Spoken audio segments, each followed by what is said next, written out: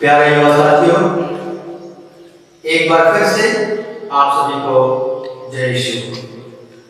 आइए एक बार पुनः हम अपनी आंखें बंद करें, अपने हाथ जोड़ें और ईश्वर से प्रार्थना करें। प्रार्थना इसलिए करें क्योंकि हम सब जानते हैं कि ईश्वर की आशीष और उनकी कृपा हम सबको जरूरी है। आइए हम अपनी आंखें बंद करें और दोनों हाथ जोड़कर पिता परमेश्वर से प्रार्थना करें। हे सर्वशक्तिमान पिता ईश्वर, इस समय इस घड़ी हम आपका शुक्रिया अदा करते हैं, तहे दिल से आपको धन्यवाद देते हैं। इस समय इस घड़ी के लिए आज तक आपने हम सबको संभाला है। हर प्रकार की खतरों, बुराइयों, परेशानियों से, दुर्घटनाओं से आपने हम सबको बचा कर रखा। हम आपका शुक्रिया अदा करते हैं और एक बार पुनः आपसे यही आशीष मांगते हैं। प्रभु, आपका आशीर्वाद, आपकी कृपा और आपका मार्गदर्शन हमारे इन प्यारे युवा साथियों के ऊपर बना रहे, जिससे आज की कक्षा में ध्यान से सुने, मनन चिंतन करें और इस प्रकार इनके जीवन में इस शिक्षा को ये लागू कर सके। हम ये प्रार्थना करते हैं हमारे प्रभु क्रिस्त के द्वारा, आमीन। तो प्यारे युवा साथियों, पिछली बार मैंने आप लोगों को कुछ अभ्यास करता होमवर्क दिया था और जरूर विश्वास करता हूं कि आप लोगों ने गृह कार्य या होमवर्क किया होगा। मैंने आप लोगों से कहा था, किसको देखा? एस्थर ने रास्ते में किसको देखा? और जवाब है, एस्थर ने रास्ते में एक वृद्ध महिला को सड़क के किनारे मूर्छित अवस्था में देखा। एस्थर ने रास्ते में सड़क के किनारे एक वृद्ध महिला को मूर्छित अवस्था में देखा।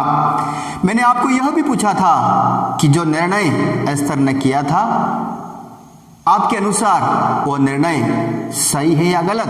आपकी राय क्या है? मैंने आपको पूछा था और जरूर आप सभी की राय यही होगी कि एस्थर ने जो निर्णय उस समय लिया वो निर्णय बिल्कुल सही था। क्योंकि यदि उस समय एस्थर वो निर्णय न लेती तो शायद उनकी जिंदगी, मतलब उस वृद्ध महिला की जिंदगी शायद बच नहीं पाती। और इसीलिए एस्थर ने जो निर्णय लिया वो बिल्कुल सही निर्णय था। मैंने आप लोगों को यह भी पूछा था कि मनोवैज्ञानिक मानव जीवन के विकास की कितनी अवस्थाएं देते हैं। हालांकि मनोवैज्ञानिक बहुत सारी अवस्थाएं देते हैं, लेकिन सामान्यतः कितनी अवस्थाएं हैं? सामान्यतः 4 अवस्थाएं हैं। पहला शैशवकाल, दूसरा बचपन, तीसरा किशोरावस्था और चौथा वयस्कता। तो ये प्रश्न मैंने आप लोगों को पूछे थे और जरूर आप लोग इन प्रश्नों को पढ़ के आए हैं। मुझे बेहद खुशी है। और उस नए अध्याय का नाम है श्रम की महत्ता। मतलब श्रम, मेहनत, परिश्रम, इसकी कितनी महत्ता है, कितना ये महत्वपूर्ण है। और इसीलिए इस पाठ की शुरुआत हम उन 2 महान पुरुष, उन 2 महान व्यक्तियों से करते हैं। उनके जीवन परिचय से हम करते हैं, जिससे हम यह सीख सके कि वास्तव में किस प्रकार से उन्होंने अपनी मेहनत, अपने परिश्रम से उपलब्धियां हासिल की। तो पहला है एपीजे अब्दुल कलाम और दूसरा है धीरू भाई अंबानी। तो हम सबसे पहले लेते हैं एपीजे अब्दुल कलाम को। तो एपीजे अब्दुल कलाम का जन्म तमिलनाडु के रामेश्वरम नगर में अबुल पाकिर जैनुलाब्दीन और अम्माल अम्मा की आखिरी संतान के रूप में हुआ था। उनका अध्ययन रामनाथपुरम के श्वार्ट्स हाई स्कूल में हुआ। उनका अध्ययन रामनाथपुरम के श्वार्ट्स हाई स्कूल में हुआ और उसके बाद उन्होंने विज्ञान में स्नातक की शिक्षा त्रिची के सेंट जोसेफ कॉलेज से की।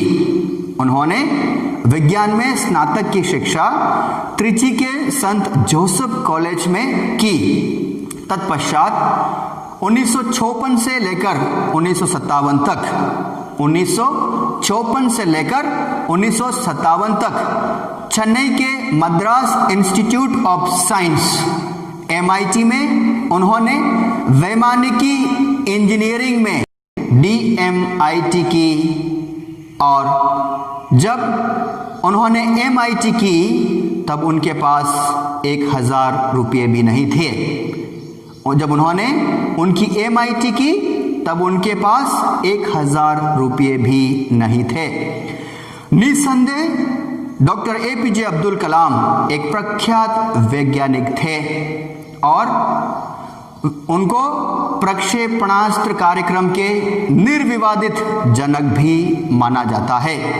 हालांकि उनकी उपलब्धियां अनगिनत है, यदि हम उनकी उपलब्धियां गिनने जाएंगे तो उसका अंत ही नहीं होगा।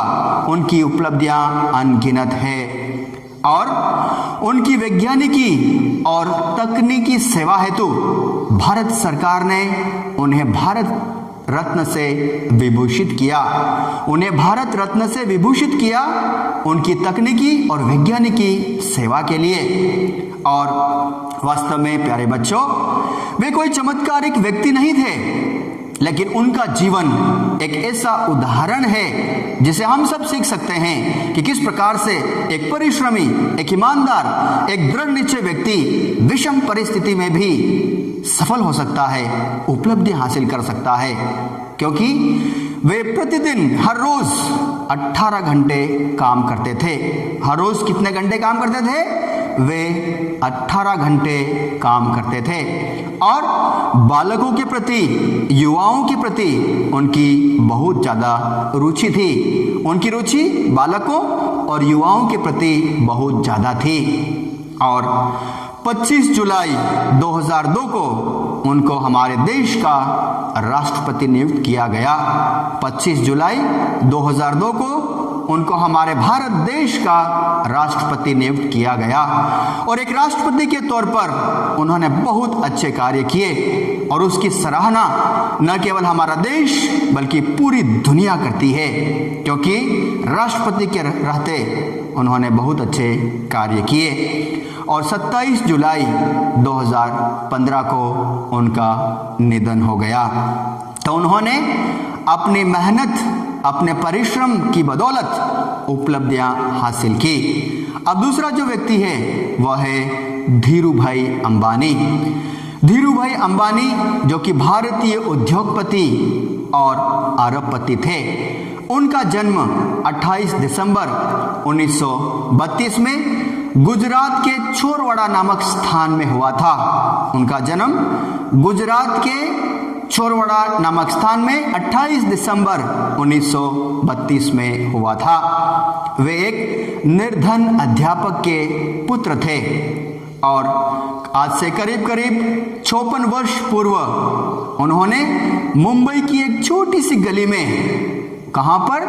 मुंबई की एक छोटी सी गली में लकड़ी की मेज और कुर्सी से अपना व्यापार शुरू किया।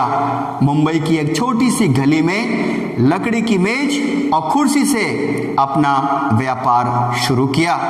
उन्होंने अपने कठिन परिश्रम, ईमानदारी और दृढ़ निश्चय से तरक्की भी हासिल की और इसीलिए वे रिलायंस समूह के संस्थापक और अध्यक्ष बने। रिलायंस समूह के वे संस्थापक और अध्यक्ष भी बने। तो उनकी कुल परिसंपत्ति करीब 55,000 करोड़ रुपये थी। उनकी कुल परिसंपत्ति करीब 55,000 करोड़ रुपये थी और बाजार पूंजीकरण जो उनका था वो था 60,000 करोड़ रुपये। और इसीलिए फोर्ब्स नाम की जो पत्रिका है उन्होंने उनका नाम संसार के 138 सर्वाधिक धनी के रूप में उनका नाम सूचीबद्ध किया था और उनको उनके जीवन में कई पुरस्कार भी मिले। उनकी मृत्यु 69 वर्ष की उम्र में 2002 में हुई। उनकी मृत्यु 69 वर्ष की उम्र में 2002 में हुई। तो आज मेरे प्यारे युवा साथियों, इन दो व्यक्ति के जीवन से हम बहुत कुछ सीख सकते हैं कि उन्होंने अपने जीवन में वे कहाँ पर थे। एक छोटी सी शुरुआत उन्होंने की और छोटी सी शुरुआत की बदौलत वे कितने बड़े मुकाम पर पहुंचे, कितनी बड़ी उपलब्धियां उन्होंने हासिल की और उनको कितने पुरस्कारों से अलंकृत किया गया।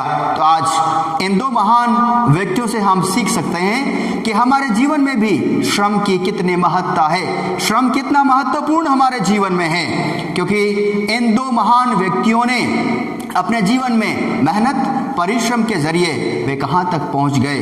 तो प्यारे युवा साथियों, मैं आप सभी को यही कहना चाहता हूँ कि आपके जीवन में भी आप श्रम को इतना महत्वपूर्ण स्थान दीजिए जिससे आप भी महान उपलब्धियां अब्दुल कलाम के समान और धीरू भाई अंबानी के समान हासिल कर सकते हैं। तो प्यारे बच्चों, अब हम देखते हैं कि श्रम के बारे में पवित्र धर्म ग्रंथ क्या कहता है।